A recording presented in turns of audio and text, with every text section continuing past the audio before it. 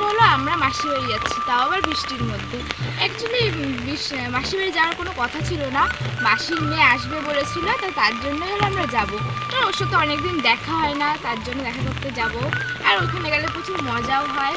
তো আমাদের বৃষ্টির মধ্যে দেখা শরীরে কত রস চলে যাচ্ছি মাসি বাড়ি।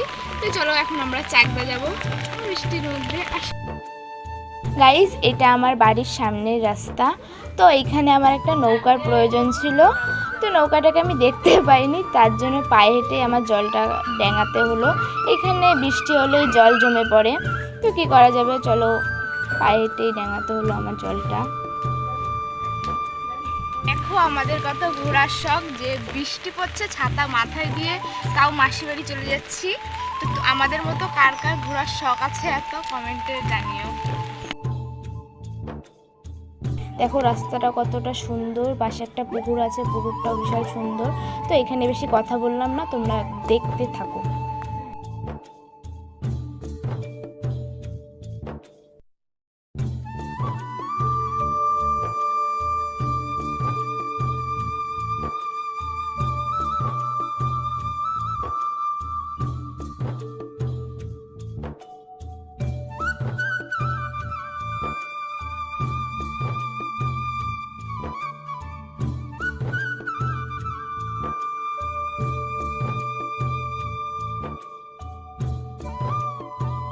তারপরে বাজারে চলে আসলাম আস্তে আস্তে।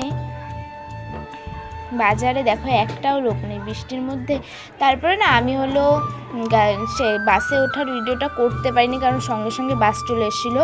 দেখো আমি বাসের সাইড দিয়ে জানলা দিয়ে ভিডিও করেছি, কতটা পরিমাণে জল। তারপর আমি চাকদাও চলে এসেছি। চাকদার এই পাশ দিয়ে তো দীঘার জলের মতো ঢেউ দিচ্ছিলো, বাড়ি দিচ্ছিলো। তো প্রচুর চাকদাও এত পরিমাণে জল হয়েছিল যে হলো বাইক যেতে পারছিল না। তারপর আমরা আবার টুকটুকি ধরেছি, টুকটুকিতে বসেছিলাম। একটু লেট হচ্ছিলো টুকটুকিটা যেতে, কারণ হলো মানুষ ছিল না, আমরা দুইজন যাব এত দূর, তার জন্য মানুষের জন্য ওয়েট করছিল, আমরাও ওয়েট করছিলাম। গাইজ আমাদের টোটোওয়ালা ঠকাই দিচ্ছিল, কারণ হলো আমার মাসি বলেছে 15 টাকা ভাড়ায়, এর হয়েছিল 10 পা, গিয়ে বলছে 20 টাকা। আমাদের ঠকিয়ে দিচ্ছিল, আমরা মানে আসি না কোনো দিন।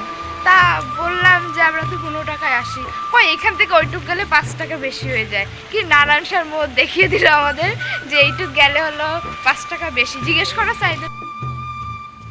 এটা আমার মাসি বাড়ির রাস্তার সামনে। তো এই জায়গাটাও খুব সুন্দর। এই দেখো এর পাড়ে হলো দুটো হলো পুকুর আছে। তো হলো আমার দাদু জানো তো এই পুকুরগুলোকে পুচকুনি বলতো। তো এইসব নাম শুনতে খুব ভালো লাগে। দেখো ওই যে এই একটা পুকুর, তার পাশে হলো আরেকটা পুকুরও আছে।